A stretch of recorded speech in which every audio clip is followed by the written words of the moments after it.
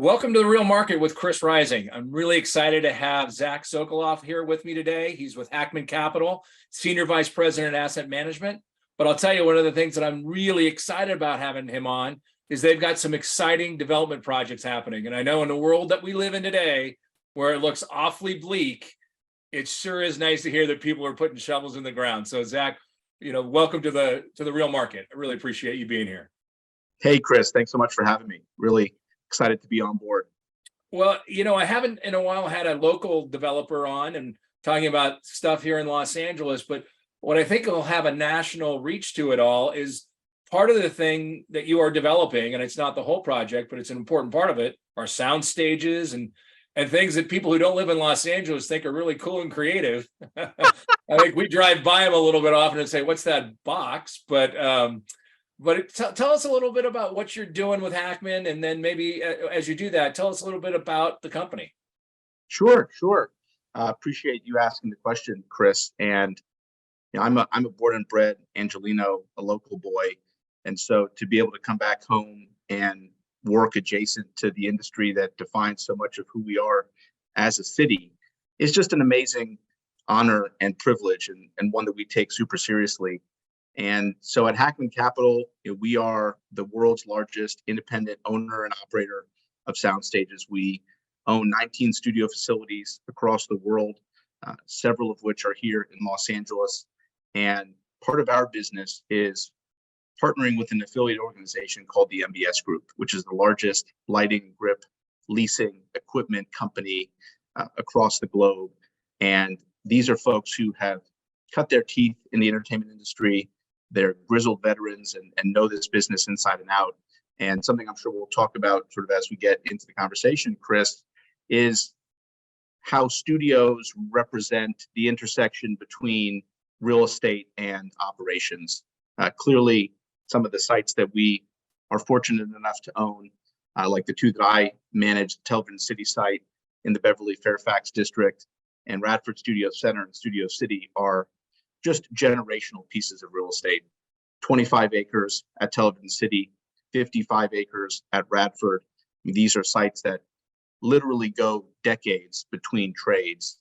And so to step into the shoes of managing these sites and reimagining them for the future from a real estate standpoint is just an unbelievable opportunity. But what really separates, I think, studio assets from other real estate asset classes is the operational nature of the business. The fact that we are engaging daily with production customers, trying to understand how to service them most effectively, to cater to their needs on the lot so that they can come in and produce the unbelievable content that we all love to consume.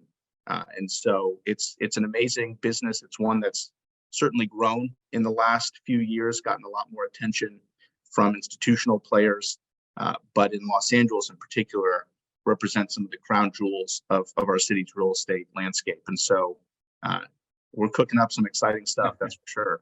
Well, we are definitely going to go into it, but just so the audience, I have two touch points to the studio business.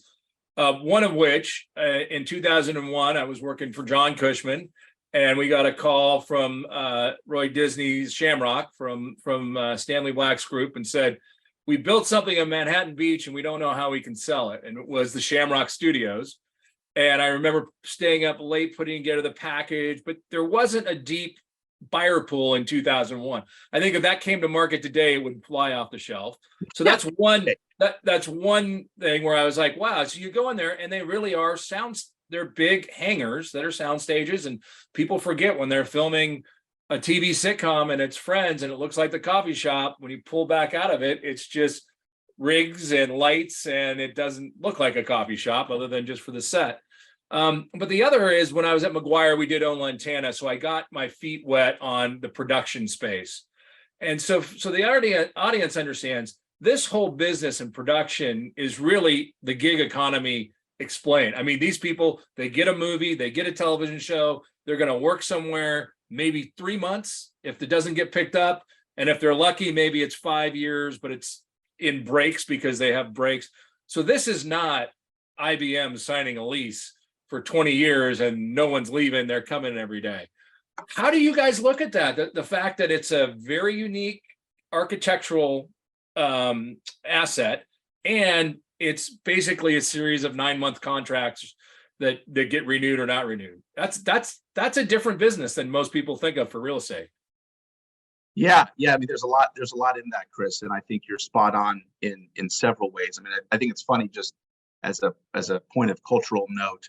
I'm talking to you from Radford Studio Center in Studio City, and one of the more famous shows that has called Radford home is Seinfeld, and maybe about 100 yards away from me right now is what we call our New York Street, which is a backlot outdoor filming location that was built in the 90s specifically for Seinfeld. And you walk down the street and it looks like you're in the West Village in New York City, and you've got coffee shops and bodegas and the balcony where Jerry threw the marbled rye, and the storefront where the Soup Nazi was filmed.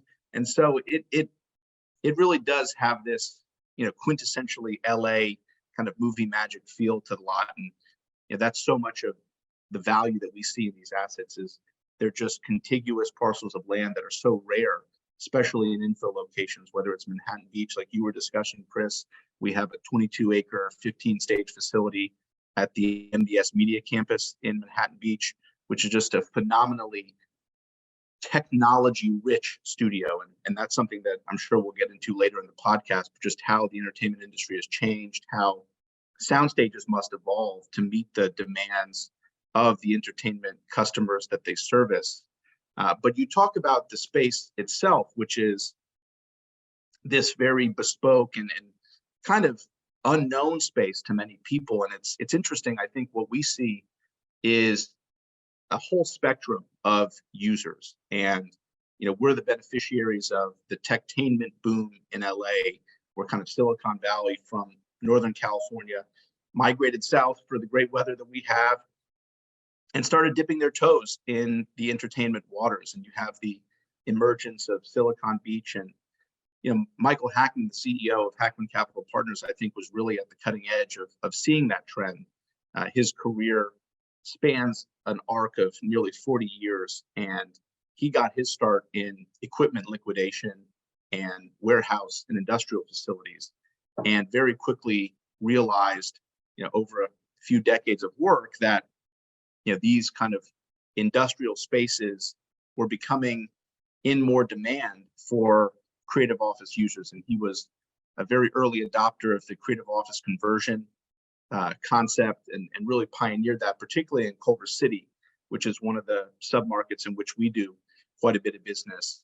And I think when we started seeing a little bit more excitement and activity around the studio space, and that really commenced in 2014. That's when we bought our first studio, the Culver Studios, which was then a nearly 100-year-old facility that today is the home of Amazon Studios. I think he looked at the sound stages and he said, well, gosh, that kind of looks like an industrial building. I think I know what to do with that. And we have 14 acres in the heart of Culver City. At the time, the city was kind of just turning the corner, and you could see booming investment in that submarket. And so from a real estate fundamental standpoint, it made a lot of sense.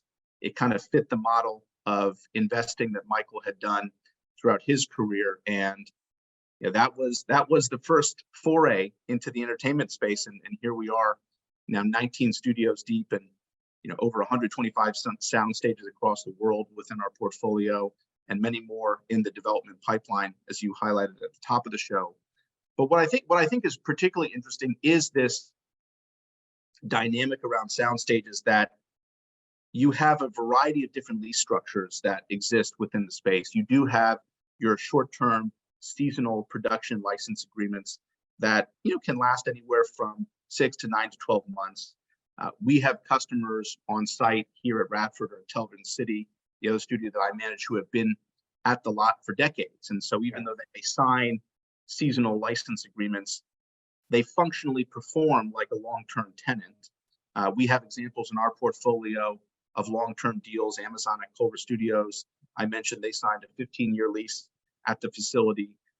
And so those kinds of kind of path-breaking deals, I think, have really opened people's eyes to the dynamism of the entertainment industry asset class within the real estate world, where even on the short-term basis, if you are able to, collect the right group of customers and productions who have staying power and who you think will be around for not just one season, but for many seasons, the assets really begin to perform like long-term leases. And, obviously being in LA, we live and breathe this industry. Yeah. The number of people who it employs, I think 1 in 5 Angelenos are connected to entertainment in one way or another. And so to create these job meccas on these studio lots, from our standpoint, is just an amazing opportunity to invest in the local economy, to invest in the regional economy, and ensure that the city can remain the creative capital that it has been for so long. Well, let's kind of unpeel that onion a little bit about what you were saying, because what you just described is what I hear from every tech office tenant that they want. Can I just sign a 9-month deal and I'll just keep renewing it? And do you have the extra space? But the big question is, how do you finance a studio project? Say it's got 14 or 15 sound stages. How do you get something like that financed? Or are you guys, just by its nature, forced to use more equity until you get something launched and off the ground? And what's the capital stack look like for one of your projects? Yeah, no, it's a great question. It's a sophisticated question, Chris. And I think what we've seen is the capital markets are catching up to the industry. They are now seeing the financeability of the cash flows of a studio asset. And I think part of that is from our standpoint, as I mentioned at the top, we're fortunate enough to work with an affiliate company called the MBS Group, which are the premier studio operators in the world. These are folks who know how to manage these facilities to the most efficient, standard, and high quality service that today's customers demand.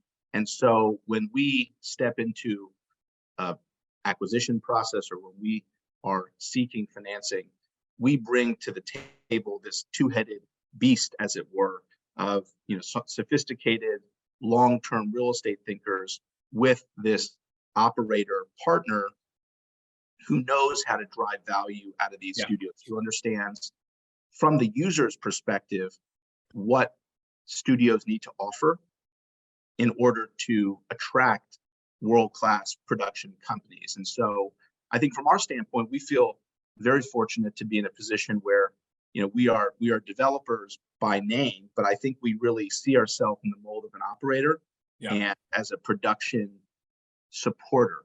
And the financing community has really caught up with that. We're extremely blessed to work with some really smart partners, and they believe in this industry, they believe in this asset class, and they believe in us as a leader in the field. And so it certainly takes a little bit of education, but when you're pioneering something new, you got to bring people along. And we found that there is enormous appetite for this type of asset class, which, in many ways is countercyclical. I mean, you see folks during the pandemic, in the darkest of days of COVID, folks seek solace in entertainment and in content. And even in down markets, people like to consume entertainment content. And so we see this as a very resilient asset class. And I think the financing community has understood that value proposition. Mm-hmm. Well, I would say that yourselves and Hudson have who's a public company, which, by the way, when I was at McGuire, we sold him 3 office buildings in Orange County, and he took it public with the studios and spent the first year telling everybody how he was going to get rid of the studios. And now they're one of your large competitors because they didn't get rid of the studios. And they too bought Quixote. So I definitely see this operating business and what you do. But as we kind of move from how the business operates, let's talk about these 2 wonderful developments that you're in charge of and what you're leading. One sits right on the LA River. For those who don't know, we do have a river in LA. I'm on the River LA board, and it's gushing right now. Oh, are you really? Okay, we got to talk, Chris. That's great. Yes. Well, I understand So people are very interested, but I know you guys will do a great job. I'm happy to talk to you about it. But you got this wonderful piece of property that does sit by the river. There's other property that's right in the heart of where the coolest people live. Tell us. Let's start with the one by the river. And I mean, it seems what I've read and all the things I said, you're building an unbelievable, exciting place for people who are in motion pictures or in the TV business. A place that's going to keep people on site in a good way and meet their needs, and specifically meet their needs in a 24-hour digital world where they're shooting something and it's instantaneously set and ready to be edited and ready for dailies to be seen. So tell us a little bit about what you're doing at Radford, and then we'll switch over. And I'll hand it back to you. Yeah, no, I appreciate the focus on the two assets, Chris. And, these are, as I said before, these are iconic pieces of Hollywood heritage. And we are so fortunate to be the stewards of these sites. And I think in considering sort of the next owner, the next group to manage these facilities, the fact that we do bring these operational bona fides is something that was taken deeply into consideration. But you take Radford here as for instance, and we have 55 gross acres of land, as you said, sort of abutted by and bisected by the LA River and Tahunga Wash. And this is a nearly 95-year-old facility. It was built originally in 1928 by Max Sennett. Studio City as a neighborhood derives its name from the studio. And so this production facility is part and parcel of the Valley. It is deeply woven into the fabric of the community. And from our standpoint, it's our responsibility to treat that asset with immense care, but also to invest in the asset, because CBS was an amazing steward of the site for so many years, and the content that came out of Radford is honestly changed the industry in so many ways. But our long-term approach, our focus on investing and maximizing real estate, I think gives us a slightly different perspective in order to reimagine what the future of Radford can look like. And so, our plan here at Radford calls for modernizing the studio facility. Today's sound stages are different from the sound stages that were built decades ago. Not only going back to the 1920s, but the 40s and the 60s and so on and so forth. And so the specifications of sound stages have evolved. And you talked, Chris, about technology and how that has revolutionized our world. I mean, think about the entertainment industry. I mean, we started here at the studio at Radford at the dawn of the talkie films, and now we watch content on our phones.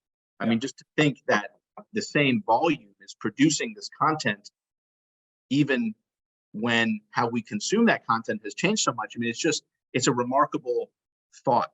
And so from our standpoint, to invest in the production infrastructure here is an enormous opportunity to allow Radford to remain competitive globally within this, very highly competitive market of the entertainment industry. And so whether that's expanding the footprints of stages to the sort of flavor of the month of 18,000 square foot stages, or to create more volume within the stages, clear height to the lighting grid is a very important factor that productions look for, to the rise of virtual production and video walls. I mean, we have at the MBS Media Campus, The Mandalorian was filmed, which has obviously gotten such acclaim for its use of CGI and virtual filming, and to be able to infuse that technology into a soundstage is just something that you have to be able to provide to attract the top tier customers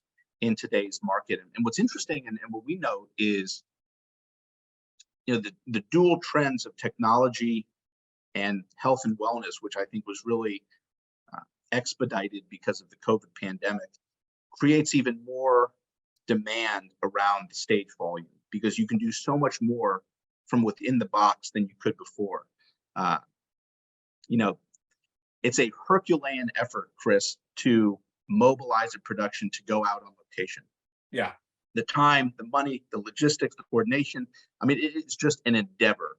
And so when you can provide an opportunity for a production to stay in their soundstage, to film in what appears to be Morocco from Studio City, that is an enormous cost-saving, time-saving offering that you provide to a production customer.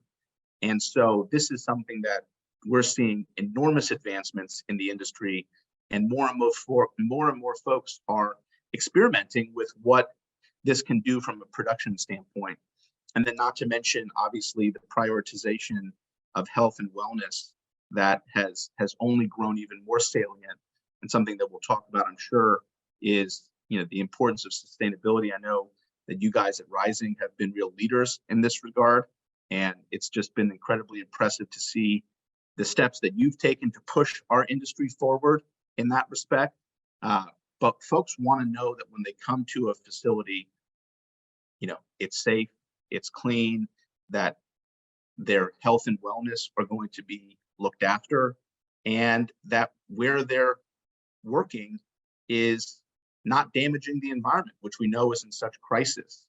And located next to the LA River, I think that imperative is even more salient for what we do here, because the industry as a whole, I think, could use some improvements. I would say that there is room to advance the production world in its embrace of sustainability and environmentally forward-thinking measures on site. And at both Radford and at Television City, we are taking enormous steps to weave environmentally friendly and sustainable design principles into every aspect of the project. And it's something that we're extremely proud of. Well, let me ask you, I'm so glad we got into this, but on the carbon footprint of a lot, and with 10 or 15 sound stages and all, I mean, I have to imagine power is an unbelievably important thing. Connectivity, I have to imagine all you guys have had to lay tons of fiber so that people can talk to each other. But at the end of the day, I mean, what about generators and things like that? Because some of these things go 24 hours. How do you guys look at that? Number one, who pays for it? I assume it gets passed on to the tenant as a triple net lease. Can't imagine you guys are taking that risk. But how do you guys look at that? I mean, is it really healthy to have a 12-hour? I'm sure the unions keep the shooting time down and all that. But how do you look at those ramifications of power usage, backup power usage, and just digging up the lots to meet the technology and things like that? Yeah, well, I think it's interesting, Chris. If you drive by Television City, and I think for so many people, and again, like I said, I'm a born and bred Angelino, and I think most people's association of Television City is a bougainvillea fence or maybe James Corden's face on one of our sound stages. But what you can't see is acres of PV, of solar panels all over the studio lot, and really leaning into solar as a source of power for the facility. I mean, Television City was well ahead of its time in embracing hydrogen fuel cell technology and really alternative means of powering the studio, because you're right, obviously, whether it's MEP or HVAC, these are very critical components to a soundstage. I mean, if you've been on a soundstage, chances are you feel the AC blasting as soon as you enter, and those lights get real hot. And so it definitely is something that we think about. And, one element of our plan at Television City that I think is going to be a game changer in the industry is the fact that we've committed to the studio being an all-electric studio. This is something we've pursued in other geographies that are maybe a little bit even ahead of Los Angeles in their prioritization of sustainability, and particularly in Toronto. But here in Los Angeles, we've planted our flag at Television City and said, this is going to be the leading environmentally friendly studio. We want to be an example, not only for the city, but for the state, on how to advance and invest in our hometown industry, but do it in a way that aligns with the values of Californians who care very deeply about the environment. And then when you turn to Radford, we're a little bit earlier in the process here than we are at Television City, but we're looking to build on those commitments and find ways of not only maximizing roof space for solar, embracing other means of power like electric, but also looking to the river and seeing how can we green and beautify the community to make it more walkable and friendly. Because, as you know, as a developer, and folks pay particular attention to traffic. That's like always on top of people's minds. That's a knowing laugh, Chris. I've heard that laugh before. But I think one thing that we try to explain is the idea that when you locate job centers where housing already exists, you're correcting what's called the job housing imbalance, and you're bringing jobs closer to people so they don't have to get in their car for an hour each way and sit idling on a freeway, emitting fumes into the environment. They can live close to where they work. They can walk to work. They can ride their bike. And that creates a much more sustainable way of living. And these projects, I think, both are taking real stands in that direction to say, here we have these iconic studio lots where production has been filmed for decades, nearly a century in the case of Radford. And so from our standpoint, Chris, rather than building sound stages out in Santa Clarita or Pacoima, we want to build sound stages where production has always existed. Folks know these studio lots. They know that they're hubs of entertainment. And so what better place to build new sound stages than where sound stages already exist? And the benefit of that is we're identifying and operating these premier studios in relatively infill locations where folks who work in the entertainment industry already live. And so by building more stages and by building all of the ancillary space that's required for a production, because I think that that's something that if you're not familiar with the industry, it might be an unknown to you. And it's worth taking a minute here to explain that so much of what goes into making a piece of content happens outside of the stage. Obviously, you have the volume for production as the kind of beating heart of the production. But think about all the people whose names appear on the credits long after you or I have left the movie theater. Those are folks who need writers' rooms. They need hair and makeup and wardrobe. They need editing bays. They need creative media office space in close proximity to the stages to facilitate the production, the editing, the marketing, the distribution of all of that content. And so when we build or when we propose new soundstage projects, they not only include physical stage space, but they include the production office, production support, mill, shop, and creative office components that are required to create a balanced ecosystem of entertainment and content creation. And so, it's something that we take, again, very seriously. We put a lot of thought and time into the planning and design of these studio lots and really try to create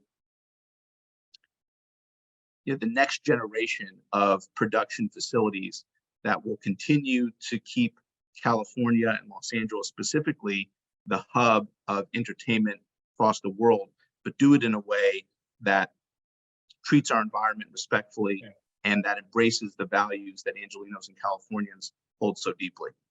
Well, I don't know if everybody appreciates that a studio, the ecosystem of a studio is blue collar, it's white collar, it's janitors, it's an unbelievable ecosystem that shows up there every day, and sometimes twice a day because they film in the morning, they film at night, but it's this breathing entity of people, and it's really unique. There are only certain places in the world that have this, and one of the things you said, which I love, is there, for those who really are skeptical, there really is a city in Los Angeles called Studio City because it has so many studios, and now it's also by where ABC, well, relatively near, and Warner Brothers. This is a part of our life, and it's important to California. It's important to Los Angeles that we don't have that go to other places. We need that to stay here. Totally. Look, the California economy, Chris, has lost as much as $8 billion to runaway productions going to other states or even other countries. And so this is a phenomenon that is happening. We're excited to see the leadership that the governor is showing in expanding the California Film and Tax Credit This is something that productions take very seriously. When we talk to our customers, they want to film in LA. The talent is here. Yep. The environment is here. The industry is here. They want to be in Los Angeles. But when the cost arbitrage is so large to go elsewhere, sometimes you just can't help but make the economic decision to locate your production out of state. And we all know people, friends or family, who have to leave for weeks or months at a time for work. Yeah. And so when we try to propose new sound stages in Los Angeles, it's to stem that tide. But I really appreciate the point you made about the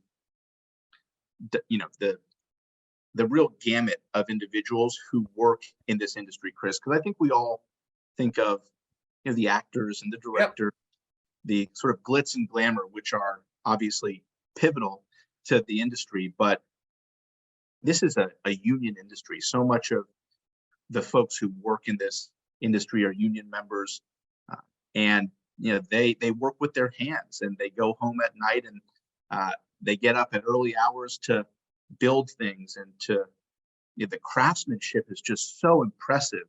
And I think it's probably an appropriate time to chat a little bit about this initiative that I think I've been very central in sort of leading at Hackman, but that the company has embraced. And I give a ton of credit to Michael for believing in the vision that we have at Television City and Radford, something called our Changing Lenses Initiative. This is our diversity, equity, and inclusion program, where we organize training programs for historically underrepresented communities in below the line production jobs.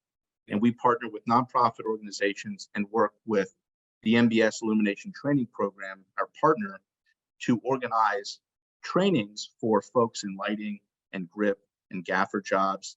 These are career opportunities for individuals to make really family supporting wages and to find ways to bring new storytellers into the industry to pursue their dreams. I mean, what are Angelinos if not dream chasers, Chris? So, and let's clarify a little bit, because I think unless you're in the business, you don't really understand what a gaffer is. You don't really understand what a key grip is. But these are really important jobs, and these are not jobs that you go to medical school for. These are jobs that have an expertise, but you need to be in an apprenticeship role, and you need to learn how to do it, and then you need to grow. But explain for the audience a little bit what a gaffer does or a key grip, just so that they understand what kind of jobs we're talking about. Yeah. I mean, look, you or I walk onto a soundstage, Chris. I don't think we know the first thing about being a key grip. So it definitely requires an expertise. And these are the individuals, the crew that support the production, that allow the actors to hit their mark, to speak their lines, and to do it in a way that makes them look as glamorous as possible. And as I mentioned before, the kind of analogy of these are the folks whose names appear on the credit list long after people have left the movie theater, the folks who are integral to setting a shot, lighting a shot, allowing the director to capture exactly the moment that he or she is looking to film. And the types and the number of people that go into the production process is just enormous. I mean, I like to think that what we do in real estate, and I know you were a football player, Chris, I mean, these are team sports. Production is a team sport. Yeah. You cannot do it on your own. You need everybody to do their part and to know their role and to execute flawlessly in order to create the finished product that you're looking for. And so, what we do through our partner, the MBS Illumination Training Program, is we provide folks who are, looking for a foot in the door to the entertainment industry, folks who have been shut out or who have not been represented in these types of roles, organizations like Women in Media or Streetlights or Manifest Works that respectively train women and gender nonconforming individuals and young professionals of color and former homeless and foster youth in these very critical below the line production jobs to give them opportunities for long-term employment and career advancement. And so while we're super proud to invest in the industry and to grow it, that's not enough. We need to grow the industry in a way that is more inclusive, that brings different types of storytellers and creatives into this business, that gives folks a chance to show the world their passion and their talent. And what we're doing at the Changing Lenses initiative is a small part in moving the industry in that direction. We're super proud to be leaders in this regard. We love to see all of our peers who are doing their part to make the industry more diverse and more inclusive, more like the city of Los Angeles in which we live. And this is, again, something that we've not only adopted here in Los Angeles, but we now have transmitted across our whole platform, our whole portfolio. And so when we go and look at an acquisition in London, or look at an acquisition in Toronto, and we're talking to cities and we're talking to stakeholders in those communities, this is part of the Hackman value. This is part of who we are as a company, our ethos, and how we do our business. And this is something that we are incredibly proud of. We're looking to continue to expand it and place more and more individuals in long-term careers to set them on their way to change the world. Well, you know, you have an interesting background because you were from here originally, went to Yale, and as you know, coming out of Yale, I came out of Duke. We all get a lot of opportunities, and I thought what was unique about you, and I think I'm hearing it as you talk about this changing lenses, was the impact of your first job out of college. You know, I just got to have you just touch on it a little bit about what you did when you graduated from Yale before you got your MBA and JD from Harvard.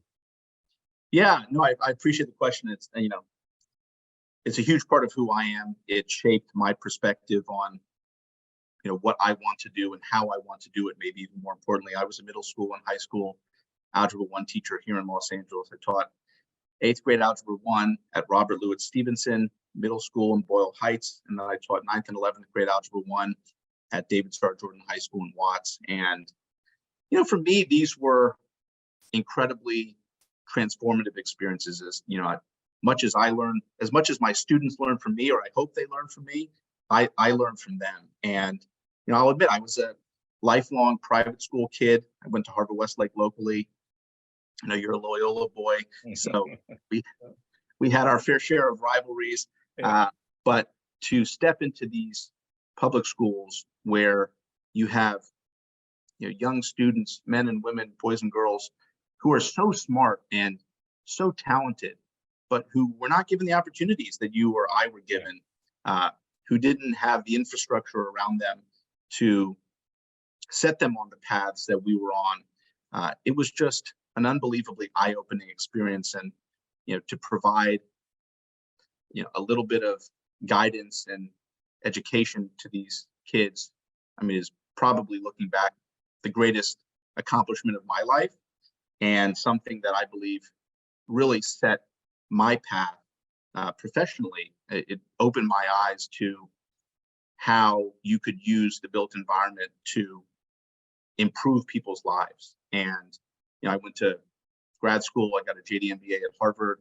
My first job, my first internship in law school was working at the Legal Aid Foundation of LA in their Community Economic Development and Housing Unit. And I remember early mornings on Skid Row, talking to our unhoused neighbors, learning about real estate as a profession. I grew up in a family where my dad was in business, but not in real estate. And I didn't know that real estate was something you could do, where you could build places for people to live and people to work, people to enjoy and recreate.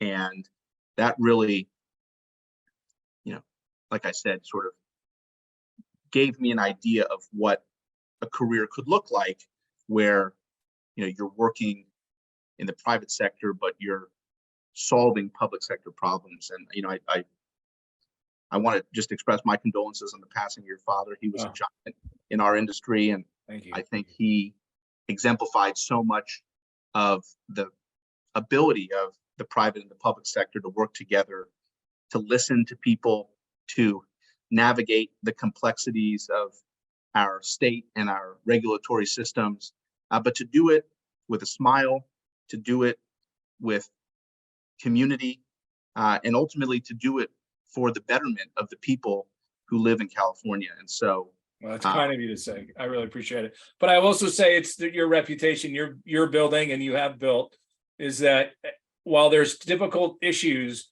in terms of traffic and what's going to happen to the environment, the one thing I hear over and over again about Hackman and you yourself, Zach, is your willingness to talk and meet with people. And I think that's not something that you really learn when you're in grad school. It's not. And if you have the wrong mentors, you never learn it. And people get mad all the time. I bought this piece of property. I should be able to do anything I want. I hired the lawyers as soon as I hear that from people, I'm like, if you hired the lawyers, you're already dead. Yeah, because they're not going to solve this. There's no NIMBY who's going to sit down with your attorney and say, okay, let's negotiate. And you got to do it. And you sit down and you say, what are your concerns? And if I can fix those, will you support me? And that's what it takes. And it takes, I mean, what you're doing, especially at Radford, that is a place that should be world-class studio. That's its history and that's what it should be. But I'm sure every day you deal with people who think it should be a big public park and we should tear everything down. So, but that's just part of living in a very dynamic and diverse place. It's funny, Chris, and I mean, look, I'm incredibly fortunate to have a mentor, Michael Hackman, who has the same approach to work as your father and you, and who really want to sit down across the table from people eye to eye and listen and collaborate and problem solve and come to a solution that is better than maybe either could have thought of on their own. And so the example that he sets in our company and in his life is really something that I learn from every day. But I think what we find in our line of work is, we're fortunate to be stewarding these assets that are really aligned with the growth trajectory of the city. And so we have enormous tailwinds, in our opinion, to the work that we do. And folks love the entertainment industry. They love these studios. They may have questions about ingress and egress and traffic and height and the normal questions that you have to talk about when you're proposing something big and change making. But when we step in a room or when we introduce our projects and we announce sort of out the gates that we are studio people, we love the entertainment industry, we appreciate the rich history of these sites. We have an amazing relationship with the LA Conservancy and Linda Dishman, and honoring the legacy of all of the different content creators who have walked through these studios. But when we make that proactive statement, you can feel the temperature in the room kind of drop a little bit. Folks are understanding that we're with them on that central important issue. And then the details need to be worked out. And there are conversations that we have and are still having about those details. But, I think the fact that we really do bring that operator's mindset, that we believe long-term in stewarding the entertainment industry, keeping it here in Los Angeles, those are really critical to community members and have been a real benefit to us in those kinds of conversations. Let me ask you this, just so the audience who I know is always interested about how people get to where they are. You come out of Harvard with an MBA and a JD. How did you find yourself in real estate? And then we'll get to how you're in this kind of real estate, because this one is not taught in the classes. I know that. Yeah. How did you move into the formal real estate industry after you graduated from graduate school? Yeah. It's a fair question, and I think everyone's path is personal, and mine was a little bit meandering. I didn't take a conventional path, as you noted. I started out as a teacher, and that's certainly not the norm in our business. I know you were a high school football coach and a teacher, U.S. history and Western Civ. Oh, really? 10th cool. and 11th graders. Yeah. Oh, that's amazing. And worked on the play, on the drama program. Okay, so there you go. I mean, it gives you a humility, I think, when you're working with kids, that has been invaluable to me. But as I said, coming out of Teach for America, I became fascinated by this question of, where do my kids go when they leave the classroom? What is their home like? What is their neighborhood like? Where do they go get dinner, go to the movies? What do their parents do? And the idea of building community, literally building community through real estate, was something that I was fortunate to have time to find in grad school. As I mentioned, I did an internship at the Legal Aid Foundation of LA, saw the power of real estate to build community and make an impact. We obviously have an affordable housing crisis in Los Angeles. The lack of affordability in LA is just staggering, and it needs to change, or it's going to price more and more folks out of being able to live here, which would be a shame. And so for me, that path was sort of started at Teach for America, sort of shaped through the Legal Aid Foundation. And then I had an internship in grad school toward the end of my time, which was a formal real estate internship. And gosh, I mean, I remember, this is like bringing back memories. I remember walking out of the first day of the internship, I called up my dad and I was like, I love this. I'd done work in politics in college, and I remember being in the U.S. Senate as a summer intern after my sophomore year, just after President Obama had been elected, and sort of staring enthralled at the U.S. Senate floor and where our laws are made, and sort of falling in love with politics. And I then fell in love with real estate. And from there on out, it was just, the old cliche, if you find something you love, you never work a day in your life. And that's how I feel. I feel every day I get to wake up. Spoken by someone who doesn't own a bunch of office buildings in downtown LA. Just kidding. Touche, Chris. I do love what I do, but I can't tell you every day is yeah. But look, I graduated from the JD MBA program. I moved to New York City. I worked for a year at Tishman Speyer, an amazing developer, and just really exposed me to the full breadth of the industry. But I'm an Angelino, man. I love this city. I love this state. I wanted to come back and build a life here, build a family here. And I got the opportunity to come back and work for Michael, and just jumped on it. And I've been at Hackman now for nearly 5 years. It's been a wild ride. We have grown like a weed. Unbelievable, the growth you guys have. I mean, I just commend you all for being able to do it through COVID and then through whatever we call what we're going through now, but it isn't all that much fun. Yeah. I'm just holding on, Chris. I mean, we're on a rocket right now, but we work hard. We love what we do.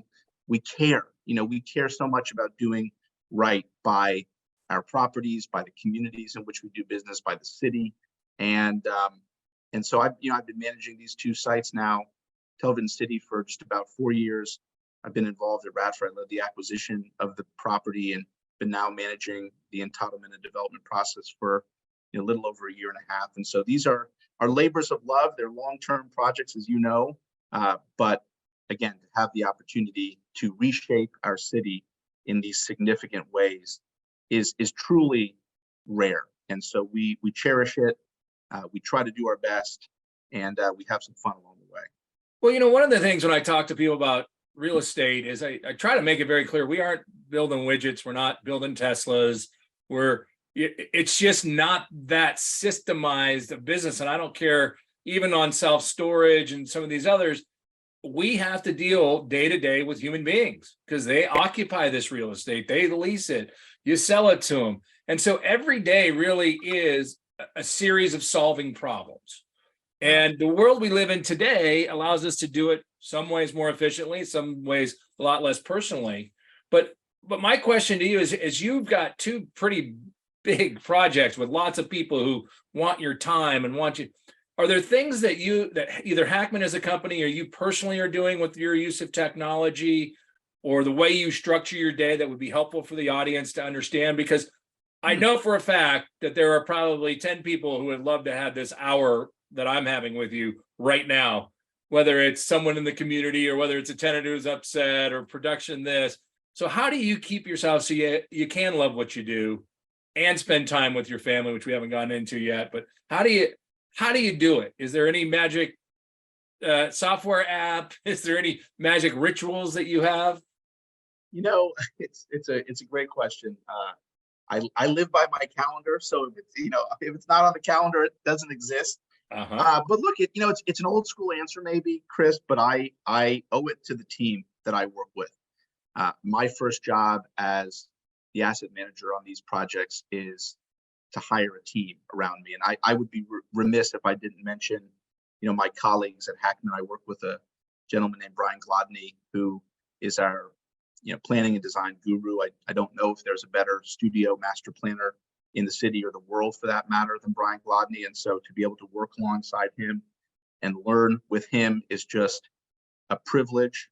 Obviously, we're led by individuals at the company like Michael Hackman and Brent Alulian and Reza Safavi, who are just brilliant deal makers and business people and builders. And it's just something that I have an enormous privilege to be able to work alongside those individuals. And then the team that we have, the third-party consultants who we like to say bleed Hackman blue. They may not be of our company, but they certainly live and die with our project just like us. And so I work with entitlements project manager Lisa Tripoletti, our land use council, Park and Valios, Francis Park. I mean, these are folks who are so smart and so passionate about what they do. And part of my job is to get the right people on the field and get the right players in the right positions, and then let them do what they do and not get in the way. And so I can focus on my roles and responsibilities and what I need to do to keep the projects moving forward. But I could not do this alone. I do not do this alone. And I would say for folks who are, talent is the coin of the realm in our business, Chris, in any business, I think. And so to get the opportunity to work with such smart, talented individuals, and there are so many that I haven't mentioned, our EIR preparer, Stephanie Eystone-Jones. I mean, these are just folks at the top of their game. And to bring us all together on a single project is just, it's pretty special when you're in it.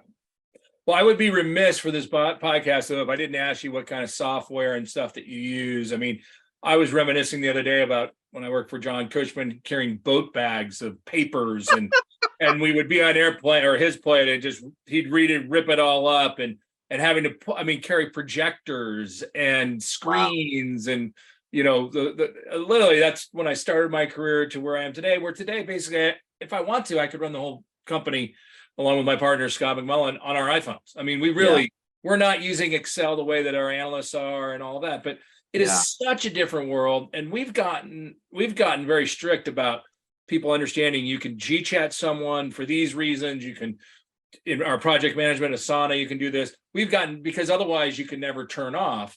But it's made our life much more enjoyable. I mean, I point to three things that made life more enjoyable: technology, not having to wear the navy blue suit with a white starched shirt and a tie, and not having to be in at 7:30 because you got judged or 7 when the light in your little office went on and when it went off.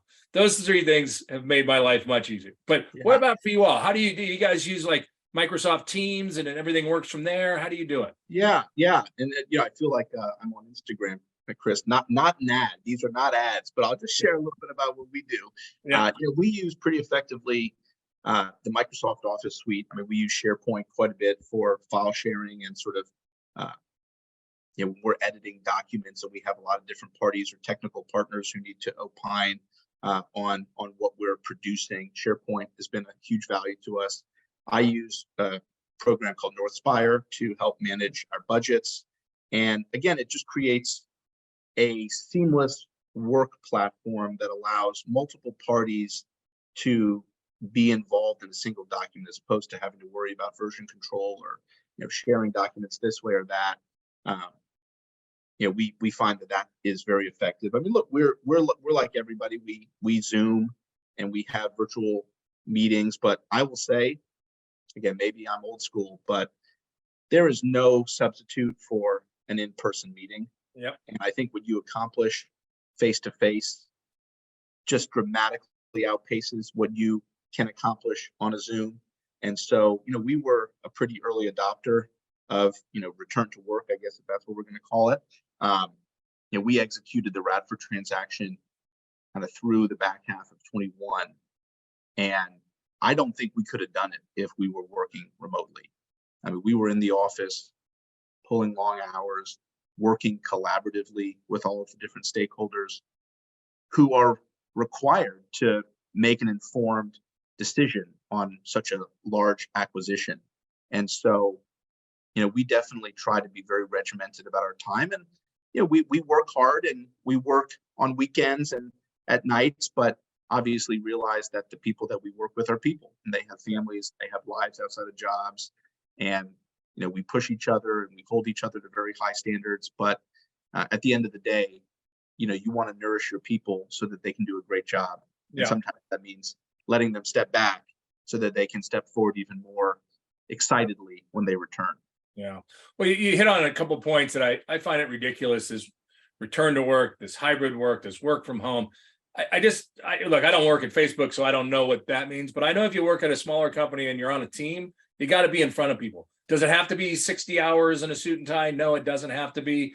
I mean, part of the reason that used to be is that's where your computer was. That's where your files were. So I'm perfectly happy to say there's busy work that might be better done other places. But when we have meetings, I mean, there's no way you're going to get this entitlement done by having a Zoom with 60 residents on a Zoom. There's no way, Radford. I mean, it won't happen. And so the reality is, I know we say this all the time, the worst place our acquisitions people can be is in our office. I mean, they need to be out talking to brokers, seeing sites. We ask them to come in Mondays, and then they're traveling the rest of the week, or they're out and about. I say the same thing with asset managers. We meet on Wednesdays with them because we kind of give them a couple days early in the week and a couple days after. But other than that, I don't really care if you're in the office other than that day. I'm going to talk to you. I'm going to G-chat with you. I'm going to see you on Zoom. And I just call it the new way of working. I still think you need office space. Yeah. And I still think that while people may reduce it, at the end of the day, we are human beings who just went through COVID. So nobody wants to be shoulder to shoulder. And it sounds like you guys are living that. Let me ask you this, because we're getting near the end here, but I do want to hit on a couple things. Where are you in the vision for Radford, and what are the next steps? Yeah, so I'll touch on Television City first, Chris, just because we're a little bit further along in that process. So we filed our draft EIR July 14th, 2022. I remember that date. It's my father's birthday. But we filed the draft EIR on July 14th, and we had a 60-day public comment period, which ended September 13th. And now we're in the response to comment phase. And so we received public comments that asked questions about our draft EIR. We're responding to those. Some of those require technical analysis. And so, we're working with our team to prepare a final EIR document. And in parallel to that, we continue to conduct a really robust and fulsome community outreach program. We actually just hosted an event at Television City yesterday, a sort of behind the scenes event for costume making and costuming, and how famous productions that have been filmed at Television City have approached that side of the craft. And we had I think over 30 people come, a lot of folks from Park La Brea, so folks living in the community, folks who understand who want to know about the impacts of the project. And that's, I think, just one example of how we try to bring people onto the lot, show them what a studio looks like, show them the people who are connected to this industry and how important it is to invest in its future. And so at Television City, we're sort of parallel pathing our technical comment response and our community outreach program. And here at Radford, we just filed our entitlement application in late February. We are now working through the early stages of the entitlement process, the EIR drafting process, and similarly working with the community to introduce ourselves, introduce our project. And it's funny, I joke, there's a gentleman who works at both Television City and Radford, a guy named Michael Klausman, who's a legend in the industry. And he's been at CBS since 1971. He is the president of Television City and the president of Radford, and he is the unofficial mayor, Chris, of Studio City. I don't go anywhere without Mike Klausman. He is my bodyguard, and he just built a wellspring of support and relationships here in Studio City. And so, for a while, when Radford was under corporate stewardship Viacom, CBS, there had been a little bit of pulling back in community engagement work. Obviously, COVID made things very difficult, but right away when we were awarded this deal and stepped into the shoes of owning and operating the site, we reinvigorated the community outreach program. We followed in the legacy of all of the work that Mike Klausman had done. So we spent the last 15 months out in the community, introducing our vision for the site, talking a little bit about how the studio needs some TLC, and we'll be continuing to do that as we prepare a draft EIR for Radford, just as we did for Television City. Yeah. How many, when you finish Television City and Radford, how many additional sound stages will be built and how much office space, production office space? Yeah. So Television City is a proposed 1.874 million square feet, depending on the exact direction of our plan. And I think it's just worth noting for the real estate folks in the audience, both of these are being entitled via specific plan. Mm-hmm. And so we're creating our own zoning for each site, which is very common in the city for studios. Yep. Paramount, Universal, Fox just recently announced its specific plan. And so this is the preferred. They do run out. Disney had to learn that the hard way. Yes. When you say you get your specific plan, you're going to build stuff, they expect you to get it done within the time frame. You got to do it, Chris. That's right. But this, but the specific plan is kind of a tried and true mechanism for studio redevelopment.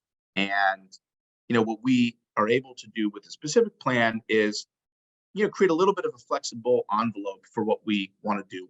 The only things that we're permitted to build are related to studios. It's stage, production office, production support, a little bit of general creative office and retail, but it's all related to studios, and we have a little bit of flexibility. And so if we feel, are you doing any community engagement stuff like parks or anything like that? We have a very strong commitment to sort of greening and beautifying our public edges. We sit across the street from Pan Pacific Park, which is a 28-acre public park, beloved in the community. We actually recently dedicated a new play structure at Pan Pacific Park. It had been vandalized and burned down. And when we heard that, we immediately jumped at the opportunity to support the community. Here at Radford, we have the LA River, which is an enormous community asset. And one of the elements of our plan, Chris, is building a bridge over the Tujunga Wash, which connects the missing tooth in the LA County River Master Plan bike and pedestrian path. The 51 miles literally breaks right at Radford. Yes, I know. And so we're proposing to build a bridge that will allow cyclists and pedestrians to continue for the full 51 miles and activate and improve access to the river. It's a vitally important, for those who don't know, but this will be a vitally important bridge. We put one down for the horse community and the pedestrian community in the Glendale Narrows area, and the Kretz Bridge, which I worked on a lot with that one. And people just don't think about this in Los Angeles. The only bridges we really have are for cars and a very small little sidewalk where if you're brave enough to try to go across, otherwise it's almost impossible to cross the river. And what you all are talking about, which I'm really well aware of, is going to be really important. And it's really one of the few ways we can connect our city from 51 miles. So a kid can live north of the city and get on their bike and meet a friend, and she can be down in Watts or down in Compton. I mean, we really have that opportunity, and what you're doing is a very important piece to that. Yeah, I mean, the environmental justice component that you touch on, Chris, is crucial to our plan, making sure that all communities have access to open space and to our beautiful outdoors. And so, to circle back to your original question, I just wanted to explain for the audience that, we do have these somewhat flexible envelopes, within the parameters of a studio. But I would say, each site, Television City, I would say anywhere from 15 to 20 sound stages. Radford, maybe 20 to 25 sound stages. So between the two, potentially as much as 40 new sound stages on the lot. Radford is a proposed 2.2 million square feet with production office, production support, and creative office uses. And so between the two, you're talking, 4 million square feet of projects, state-of-the-art sound stages, And really, again, I think what's differentiated about these sites, and you talk about return to work, and what does that mean? I mean, what we try to provide to our customers and to our users is a campus, is an environment. Yes. Where you can come, it's green, you can be outside, take advantage of the climate of California, and not office in a traditional high rise or in a traditional corporate environment. This is something that is creative, that is flexible, that is infused with health and wellness and sustainability features. And so it's something that we really try to make sure that folks are aware of this element of the project, because it's a product that you don't really see too much in Los Angeles. Well, I was going to say, to be fair to the audience out there, to understand what you're doing, which I do think is unique. And I haven't been behind the curtain to see everything, but from what I've read and what I've seen from other people is, most of these soundstage studios are pretty gritty and blue. I mean, they're just gritty because there's so much industrial nature to it. But what you all have been proposing, and the one I'm more familiar with is the discussions of Radford, is a true campus. I mean, like a college campus kind of feel, where you feel like there are places you can walk around and sit when you're not inside a studio, and there's places get food and you can do, but it's not this gritty industrial. I mean, not to slam on any of your competition out there, but there's a lot of sound stages that you go to and you go, wow, I really don't want to be leaving here at night. And that's not the case for what you all are building. What's that? Yeah, we've been fortunate to tour a bunch of the studios around Los Angeles, and I would say Paramount kind of stands out to me as being an example of, you just find these little courtyards that are, right, it is like a college campus. I mean, you just can take a break from the hustle and bustle of work and grab a drink with a colleague or take a call outside, and it creates, again, we talk about the phrase, Chris, and look, obviously you guys are incredibly invested in downtown LA and have done an amazing job at transforming that submarket in Los Angeles. And so I'm sure in your own ways, you guys are thinking about this as well. But, the phrase that we try to keep top of mind is, how do we earn someone's commute? How do we provide a work environment that is differentiated enough where folks are willing to leave the comfort of their home, leave their pajamas and their dog behind, or maybe even bring their dog to work, and come to the office, collaborate with their colleagues, and really be in social work environments together. And so, you hit it on the head. The environment of the campus is something that we are fortunate to have the acreage and the parcels to accommodate those types of spaces, but it's something that we, because again, you talked about people in our industry, and Michael Hackman and Reza Safavi were just recognized by the USC Architectural Guild, and something that Michael said in his speech that I think is kind of a truism of our company is, architecture is about people.